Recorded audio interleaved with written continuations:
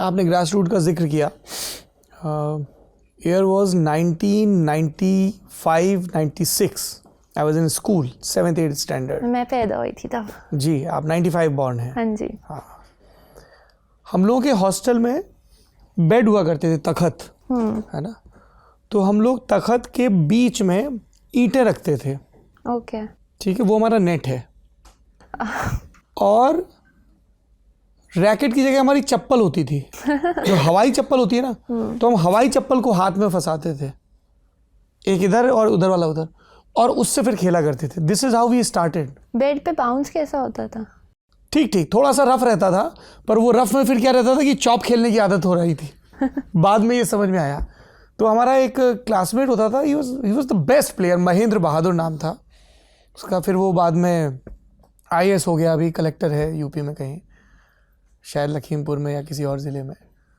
तो you said ना कि ग्रास रूट लेवल, फिर बाद में टेबल, फिर बॉल फट जाती तो उसको जला के भी देखते थे, वो कपूर की वैसी स्मेल आती थी। और जब ऑरेंज बॉल आई थी, वी वर सो हैप्पी, अरे यार ये तो बड़ी सुंदर सी दिखती है, प्यारी सी दिखती है।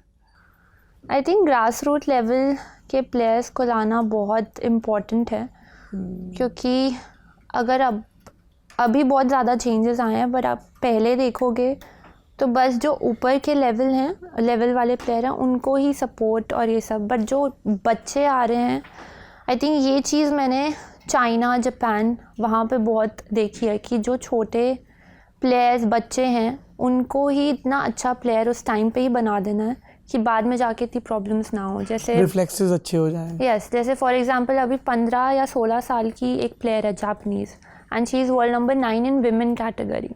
वाओ। तो ये चीज़ें वही ग्रास रूट से, अगर आप जब उस एज से ही ये सब सिखा रहे हो और स्पोर्ट्स कल्चर वैसा है, तो बहुत ज़्यादा डिफरेंस क्रिएट करता है ये चीज़। आप गए हैं चीन कभी?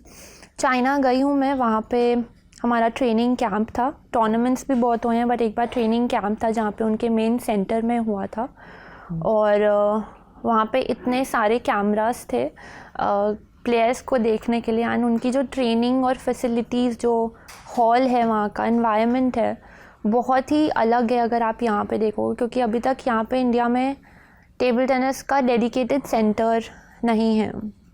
सो आई वुड लाइक कि वो क्रिएट हो। And we don't have any dedicated training TT national academy? No, मतलब अगर जैसे हमारे कैंप्स होते हैं तो वो कोई हॉल में होते हैं, कोई और स्पोर्ट्स के हॉल में, तो वो टेबल टेनिस में शिफ्ट हो जाता है। तो वैसा आई वांट कि मैं वैसा खोलूँ कि बहुत सारे प्लेयर्स, छोटे प्लेयर्स आ सकें, और मतलब वीडियोग्राफी, टेक्निक, एल्बो कैसी है, रिस्ट कैसी है। क्योंकि मैंने जो मिस्टेक्स करी हैं, जो मैंने चीज़ें नहीं सीखी अपने बचपन में, तो मैं वो चीज़ें करवाना चाहूँगी जो अभी प्लेयर्स सीखेंगे या सीखना चाहेंगे।